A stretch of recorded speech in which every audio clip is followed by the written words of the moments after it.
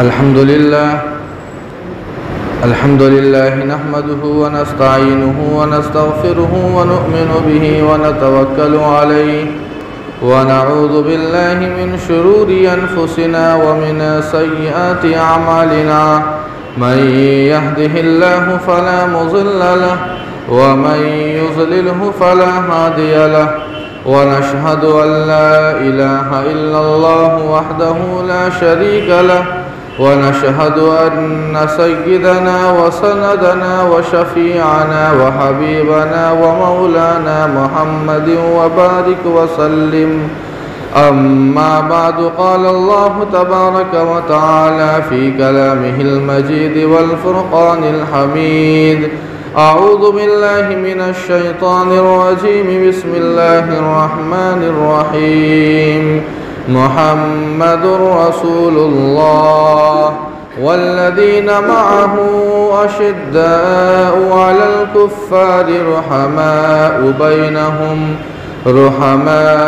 बैनहुम तराहुम रुक्कअन सुज्जदन यब्तगून फ़ज़लन मिनल्लाहि व रिज़वाना सीमाहुम फ़ी वुजूहिहिम मिन अथरिस सुजूद ज़ालिका मसलुहुम फ़ित तौराति व मसलुहुम फ़िल इंजील कज़रअइन अख़रज शताहु फ़आज़रहु फ़स्तग़लज़ फ़स्तवा अला सूक़िही युअजिबुज़्ज़ुर्राअ लियग़ीज़ बिहिमुल कुफ़्फ़ार।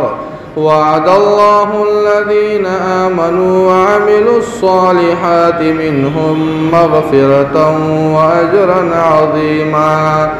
सदक़ल्लाहु मौलानल अज़ीम व सदक़ रसूलुहुन नबियुल करीम व नहनु अला ज़ालिका लमिनश शाहिदीन वश्शाकिरीन वल्हम्दुलिल्लाहि रब्बिल आलमीन। हाज़रीन, हमारा और आपका जो सिलसिला चल रहा है वो हम और आप भी जानते हैं रबीउल अव्वल का सिलसिला है और अल्लाह के नबी अलैहिस्सलातु वस्सलाम की ज़िंदगी के ताल्लुक़ से हम और आप हालात और वाक़यात अल्लाह के नबी अलैहिस्सलातु वस्सलाम की सीरत सुनते आ रहे हैं। कई जुमा से ये सिलसिला चल रहा है, उसी सिलसिले को हम और आप बरकरार रखेंगे और जहाँ से बात ख़त्म हुई थी वहीं से हम और आप बात शुरू करने की कोशिश करेंगे। बात यहाँ चल रही थी कि हज़रत हलीमा सआदिया रज़ी अल्लाहु अन्हा अल्लाह के नबी अलैहिस्सलातु वस्सलाम को दोबारा 2 साल के लिए ले आई थी, 2 सालों के लिए और ले आई थी। चुनांचे अल्लाह के नबी अलैहिस्सलातु वस्सलाम 2 सालों के लिए हज़रत हलीमा के पास आ जाते हैं।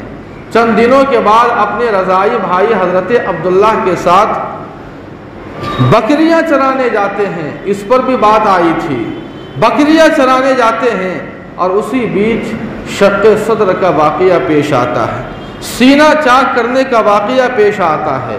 शक़्क़े सद्र अल्लाह के नबी अलैहिस्सलातु वस्सलाम की ज़िंदगी में 4 मरतबा हुआ है। शक़्क़े सद्र का वाक़या 4 मरतबा पेश आया है।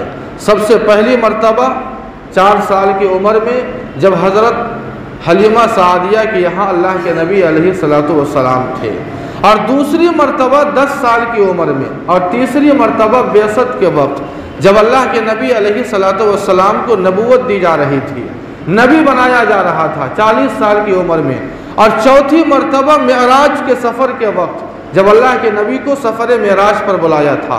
ये पहली मरतबा वाक़या है जो शक़्क़े सद्र का वाक़या पेश आया है, जो सीना चाक किया गया था। 2 फरिश्ते आए थे, हज़रत जिब्राईल हज़रत मीकाईल अलैहिस्सलातु वस्सलाम, सीना चाक किया और उससे सीने से कुछ सियाह नुक्ते निकाले और एक सोने का तश्त जो जन्नत से लाया गया था जिसमें इल्म व इरफान भरा हुआ था, अल्लाह के नबी अलैहिस्सलातु वस्सलाम के सीने में भर दिया जाता है, सीना सी दिया जाता है। जब हज़रत हलीमा को इस वाक़ये की खबर मिली तो दौड़ी हुई आती है, परेशान होती है, सीने से लगाती है, आपके रज़ाई वालिद परेशान होते हैं और हज़रत हलीमा को इस बात का अंदेशा हो गया कि कहीं ऐसा न हो कि कि ये बच्चा तो दूसरे का बच्चा है, यह अमानत है, इसके साथ कहीं अनहोनी ना हो जाए, कोई सदमा और तकलीफ ना पहुंच जाए। चुनांचे हज़रत हलीमा इसी डर और खौफ से अल्लाह के नबी अलैहिस्सलातु वस्सलाम को लेकर मक्का आती है और हज़रत आमिना के हवाले हज़रत हलीमा अल्लाह के नबी अलैहिस्सलातु वस्सलाम को कर देती। हज़रत हलीमा ने सारा वाक़या बयान किया, सारा वाक़या बयान किया। हज़रत आमिना ने जब यह वाक़या सुना तो उन्हें किसी तरह की कोई घबराहट नहीं हुई, कोई परेशानी नहीं हुई। हज़रत आमिना ने उन अनवार व बरक़ात का तज़किरा किया और हवाला दिया जो हज़रत आमिना ने दौरान हमल मुशाहदा किया था, और कहा हज़रत हलीमा से कि ए हलीमा, मेरे इस बेटे की शान बड़ी शान है, बड़ी अजीब व गरीब शान है, निराली शान है, शैतान मेरे इस बेटे तक कभी भी नहीं पहुंच सकता है। हज़रत हलीमा वहाँ से अपने घर आती है। अल्लाह के नबी अलैहिस्सलातु वस्सलाम अपनी वालिदा मोहतरमा के साथ अब यहाँ पर क़याम पज़ीर हो जाते हैं।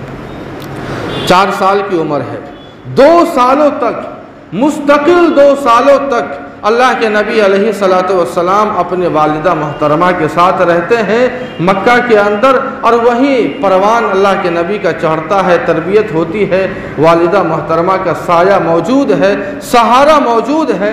जब 6 साल की उम्र होती है अल्लाह के नबी अलैहिस्सलातु वस्सलाम को लेकर हज़रत आमिना अपना मैका यानी मदीना आती है।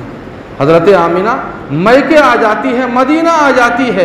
1 महीने का यहाँ क़याम रहता है, और इसी 1 महीने के क़याम के दौरान अल्लाह के नबी अलैहिस्सलातु वस्सलाम ने तैरना भी सीखा था। तैरना ये सुन्नत है, तैरना भी सीखा था।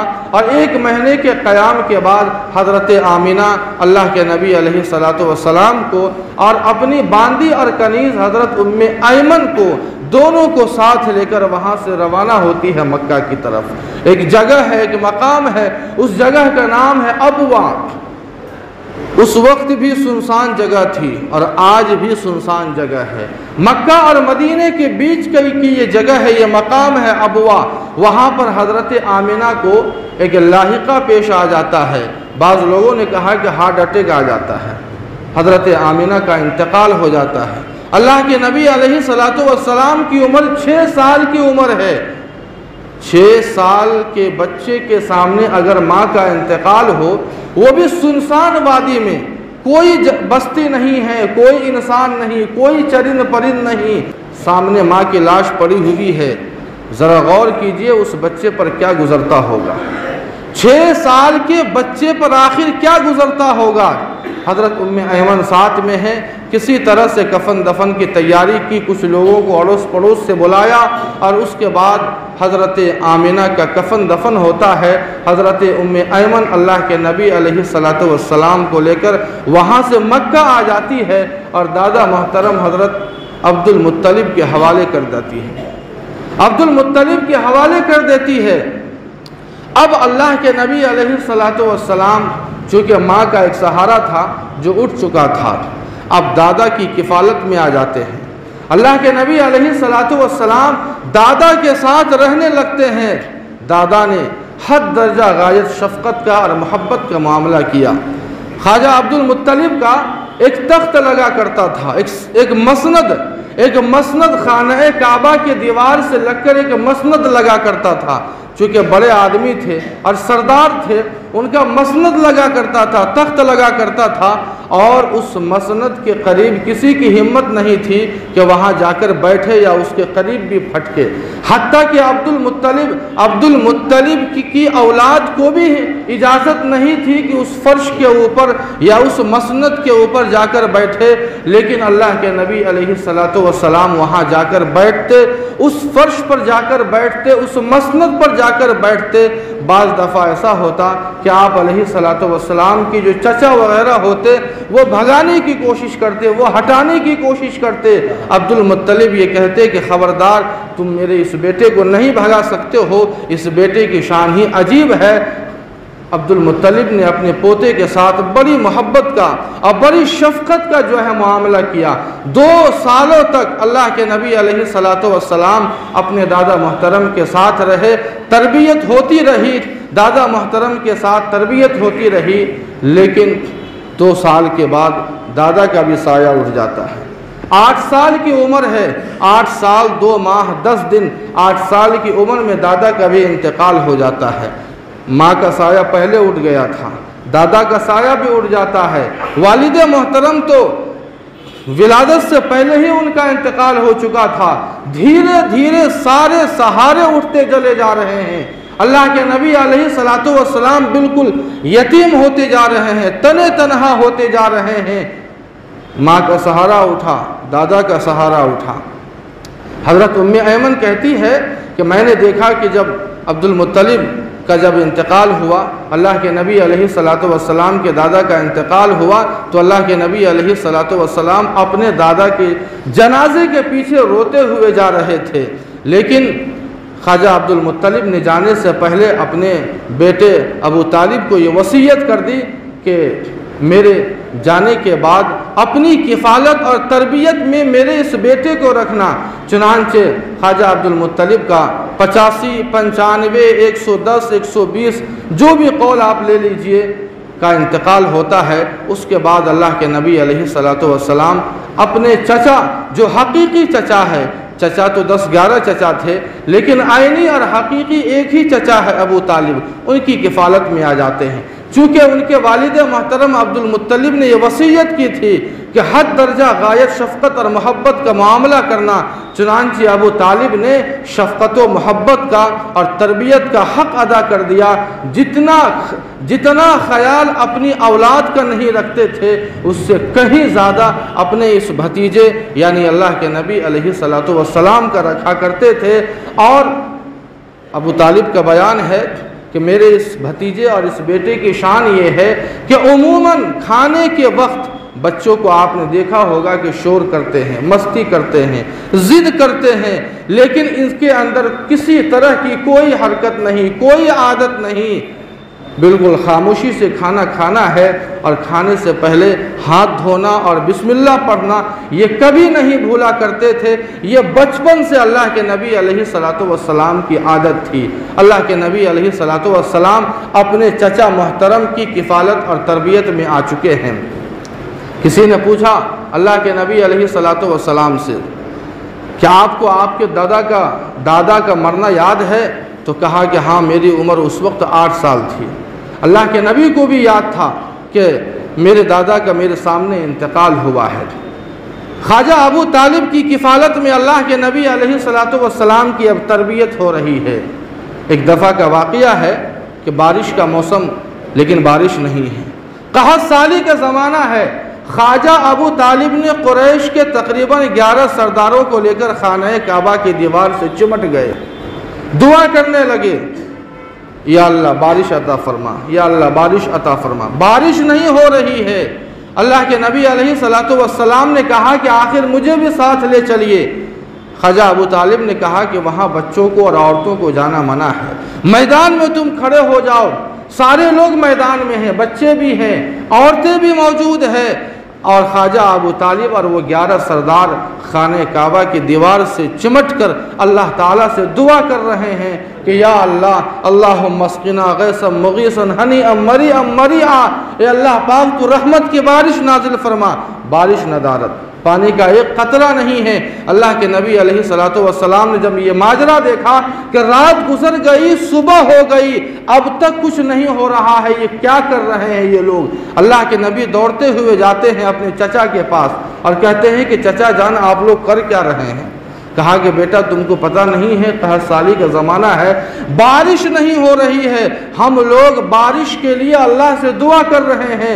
अल्लाह के नबी अलैहिस्सलातु वस्सलाम की उम्र ही क्या है, 8-9 साल की उम्र है। अल्लाह के नबी ने कहा कि आप लोग अब हट जाइए, मुझे आगे बढ़ने दीजिए। अल्लाह के नबी अलैहिस्सलातु वस्सलाम खाने काबा की दीवार से चिमटते हैं। अल्लाह के नबी का चेहरा और शहादत की उंगली आसमान की तरफ होती है। ख्वाजा अबू तालिब का खुद बयान है कि मेरे इस भतीजे का चेहरा इतना मुनव्वर था कि इस मुनव्वर चेहरे के सदक़े में अल्लाह ताला ने रहमत की इतनी बारिश नाज़िल फरमा दी कि नदी और नाले भर गए, नदी और नाले भर गए।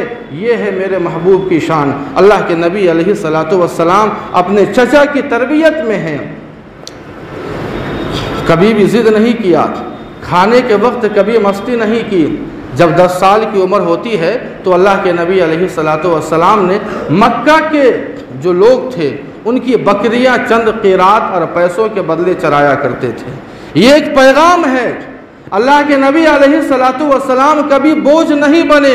ये एक हमारे नौजवानों के लिए पैगाम है, खुसूसन उन नौजवानों के लिए जो शादी के बाद भी अपने बूढ़े माँ बाप पर बोझ बन जाते हैं। अल्लाह के नबी अलैहिस्सलातु वस्सलाम ने कस्बे माश की जिम्मेदारी और ख्याल शुरू से किया, कभी बोझ नहीं बने। चुनांचे मक्का के लोगों की बकरियां चराया करते थे और उससे जो पैसा मिलता उससे अपनी ज़िंदगी बसर किया करते थे।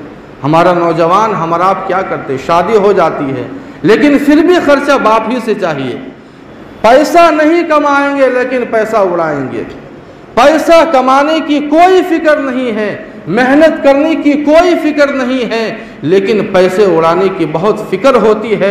अल्लाह के नबी अलैहिस्सलातु वस्सलाम ने हमें यह पैगाम दिया कि हमें बोझ नहीं बनना है। हमें अल्लाह ताला ने अगर ताकत दी, हिम्मत दी, जवानी दी है तो हम उसका सही इस्तेमाल करें और हम दूसरों पर बोझ बनने के बजाय अपने पैर पर खड़े हो। अल्लाह के नबी अलैहिस्सलातु वस्सलाम अपने चचा अबू तालिब की तरबियत में हैं। 12 साल की उम्र होती है, 12 साल की उम्र होती है। 12 साल की उम्र में सबसे पहला सफ़र होता है शाम का, चूँकि मक्का के लोग उस ज़माने में शाम के लिए जाया करते थे। अब शाम क्या है, हम और आप सिर्फ सुनते हैं शाम शाम। शाम ये एक जगह का नाम है जिसको हम और आप ये कह लीजिए फ़लस्तीन, बैतुल मक़दिस सभी जानते हैं। वो जो हिस्सा है उसी का नाम है शाम। और शाम ये तिजारती इलाका हुआ करता था उस ज़माने में। मक्का के लोग जो है तिजारत के ज़माने में सफ़र किया करते थे। चुनांचे जब तिजारत का मौसम आया तो मक्का के लोग जो है तिजारत का काफ़िला रवाना होता है। ख्वाजा अबू तालिब भी अपना तिजारती सामान लेकर वहाँ से रवाना होते हैं और इरादा था कि चूँकि इतना लंबा सफ़र है और सफ़र की परेशानी से हर इंसान वाकिफ़ है, ख्वाजा अबू तालिब ने इरादा किया कि मैं तने तनहा जाऊँगा, अपने भतीजे को साथ लेकर नहीं जाऊँगा। जब ख्वाजा अबू तालिब और उनका काफ़िला रवाना होता है तो अल्लाह के नबी अलैहिस्सलातु वस्सलाम के चेहरे पर हुज़्न व मलाल के आसार थे कि आखिर मुझे चचा ने मुझे क्यों छोड़ दिया। ख्वाजा अबू तालिब को अपने भतीजे के चेहरे पर हुज़्न व मलाल बर्दाश्त नहीं हुआ और फ़ैसला किया कि अपने भतीजे अल्लाह के नबी अलैहिस्सलातु वस्सलाम को लेकर भी जाना है। चुनांचे अल्लाह के नबी अलैहिस्सलातु वस्सलाम भी काफ़िले के अंदर मौजूद है। बसरा एक जगह, एक मकाम है, वहाँ पर यह काफ़िला, तिजारती काफ़िला ठहरता है। एक सौमा, एक ईसाई पादरी का एक सौमा था, एक गिरजा घर था, वहीं पर यह काफ़िला रुकता और ठहरता है। उसके बाद जो वो जो राहिब था, जो बुहैरा राहिब था, जिसका असल नाम जर्जीस किताबों में लिखा है, जर्जीस नाम था, बुहैरा राहिब के नाम से वो मशहूर था।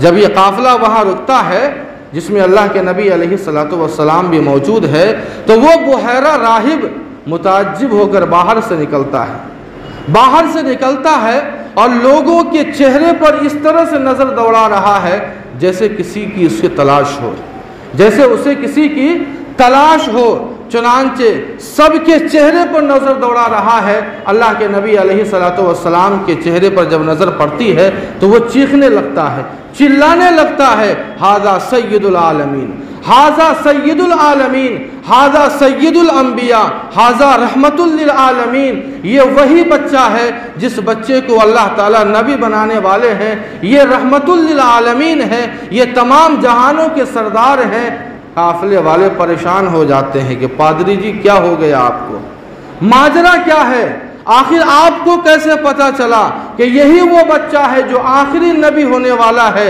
जिसे अल्लाह ताला आखिरी नबी बनाने वाले हैं। उस पादरी ने कहा, मैं अपने मज़हब का आलिम हूँ और मैंने पुरानी किताबों में पढ़ा है और मैंने उन निशानियों को पढ़ा है, उन अलामतों को पढ़ा है जो हमारी किताब के अंदर आखिरी नबी की अलामतें बयान की गई हैं। वो सारी की सारी अलामतें इस बच्चे के अंदर पाई जा रही है।